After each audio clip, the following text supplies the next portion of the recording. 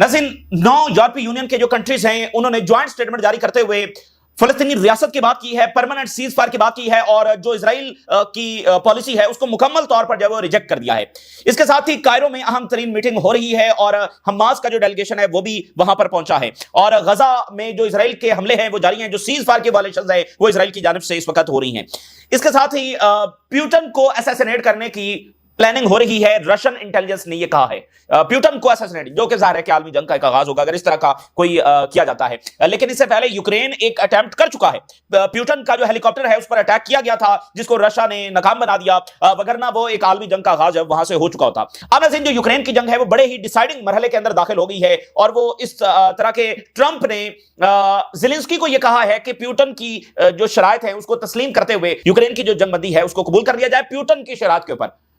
और दूसरी तरफ यूरोपीय यूनियन जो है वो जो रशियन एसेट्स हैं उनको बिल्कुल करीब पहुंच गया है यूक्रेन के हवाले करने के, यानी ये बिल्कुल दो डिफरेंट डायरेक्शंस हैं। एक में जंगबंदी है और एक में फिर एक बहुत बड़ी जंग है जिसमें रशिया का पैसा रशिया पर लगाया जाएगा, तो ये बहुत बड़ी जंग होगी और ये और ज्यादा करीब करेगी नेटो और रशिया की बहरास जंग के जो है।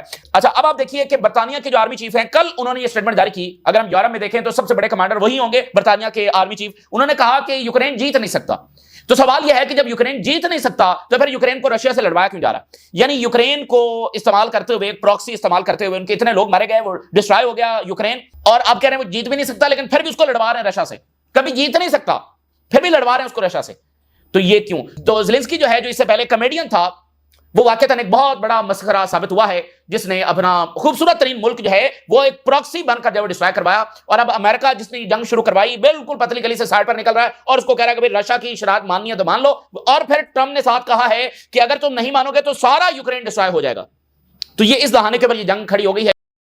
एक तरफ नेटो की अब तक की सबसे बड़ी डिफीट है जिसको वो कबूल करने के लिए तैयार नहीं है, और लेकिन अगर वो इसको कबूल करने के लिए तैयार नहीं है तो सामने फिर रशिया के साथ बरहरास जंग जो वो खड़ी है और यूक्रेन दरमियान में एक ऐसी बैटलफील्ड साबित हो रहा है जो कभी रशिया से जीत नहीं सकता, लेकिन फिर भी अपना मुल्क जब वो तबाह करवाते चले जा रहे हैं। तो ये जो डीप स्टेट है, जो जंगों से मुनाफा कमाते हैं, ये जो ताकतें हैं वो इस जंग में इसको मजीद आगे धकेलने की जो वो कोशिश कर रहे हैं, लेकिन इसका नतीजा ना ही यूरोप के लिए अच्छा निकलेगा और ना ही दुनिया के लिए। खुद यूरोप एक बड़े क्राइसिस से इस वक्त गुजरा है। तो ये तमाम सूरत हाल आपके साथ शेयर करेंगे। नाज़रीन, 2 मीटिंग्स हुई हैं यूरोप में, एक है लग्जमबर्ग में और दूसरी मीटिंग हुई है स्लोवेनिया में। स्लोवेनिया में समिट हुआ है और दोनों गजा के हवाले से। वहां पर यूरोपीय यूनियन के जो फॉरेन मिनिस्टर्स हैं वो जमा हुए हैं लग्जमबर्ग के अंदर, और स्लोवेनिया में 9 मुल्कों के जो हेड ऑफ द गवर्नमेंट्स हैं और हेड ऑफ द स्टेट्स हैं, प्राइम मिनिस्टर्स और प्रेसिडेंट्स, वो यहां पर शरीक हुए हैं, जिसमें मैक्रोन भी शरीक हुए हैं, स्पेन के प्राइम मिनिस्टर हैं, पुर्तगाल के प्राइम मिनिस्टर हैं, ये यहां पर जो है शरीक। इटली की नुमाइंदगी जो है वो फॉरेन मिनिस्टर ने की है, हेड्स ऑफ द गवर्नमेंट और हेड ऑफ द जो स्टेट्स हैं, और जॉर्डन के जो किंग हैं वो भी इसके अंदर शरीक हुए हैं। तो वहां पर उन्होंने बड़ी स्ट्रांग पोजीशन जो है वो ली है इन तमाम ममालिक ने। और मैं आपके सामने कुछ चीजें रखता हूं। स्लोवेनिया के प्राइम मिनिस्टर जो होस्ट कर रहे हैं उन्होंने ये कहा कि हम ये डिमांड करते हैं कि जो इंटरनेशनल मीडिया है और प्रेस है उसको गजा में दाखिल होने दिया जाए। ये बहुत जरूरी है कि इंटरनेशनल मीडिया और प्रेस जब गजा के अंदर जाए ताकि वहां के जो असली हकायक हैं वो सामने आ सके। अब देखना, जैरेड कुशनर खुद कह रहा है कि वहां पर ऐसी तबाही है कि जैसे न्यूक्लियर बॉम्ब जब वहां पर चला दिया गया हो। तो इन तमाम मुल्कों ने ज्वाइंट स्टेटमेंट में यह कहा है कि इंटरनेशनल मीडिया गजा में दाखिल होने दिया जाए। ये देखें यूरोप के अंदर जो तब्दीली आ रही है, कितनी देर इजराइल इसको रेजिस्ट करेगा।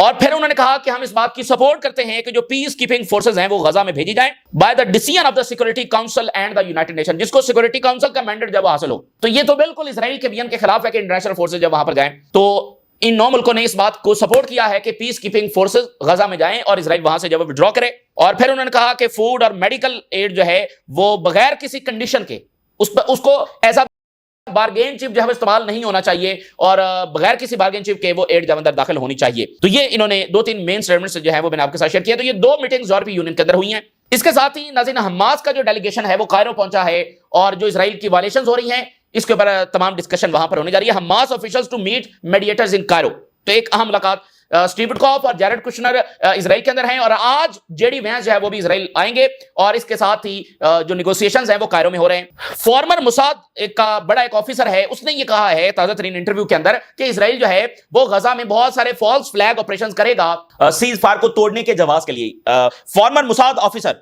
सेज कि इजराइल जो है वो इंजीनियर करेगा false flag attacks to disrupt the cease fire in Gaza, और जो अल्टीमेट गोल है वो एथनिकली क्लींस करना है रिगार्डलेस ऑफ एनी एग्रीमेंट। तो फलस्तीनी जो मर्जी कर लें, जो मर्जी कोई एग्रीमेंट कर लें, इजराइल पहले दिन से और ना ही आज कोई मीनिंगफुल मुज़ाकरात और मीनिंगफुल पीस करने का कोई इरादा रखता है, उसका अल्टीमेट गोल फिलिस्तीनियों को एथनिकली क्लींस करना है, और अब वो इस एग्रीमेंट को डिफरेंट फॉल्स फ्लैग से जो है वो तोड़ेगा। तो रीजन जो कि ज़ाहिर है इस बात को समझने से कासर है, अभी तक कासर है, और वो अभी तक यही समझता है कि ये हमास का कसूर था, ये हिज़्बुल्लाह का था, ये फलां का था, ये फलां का था। वो इस बात को समझने से कासर है कि ये असल में इजरायली पॉलिसी है, और जब तक इजराइल एक मीनिंगफुल मुज़ाकरात के लिए तैयार नहीं हो जाता तब तक यहां पर अमन नहीं होगा।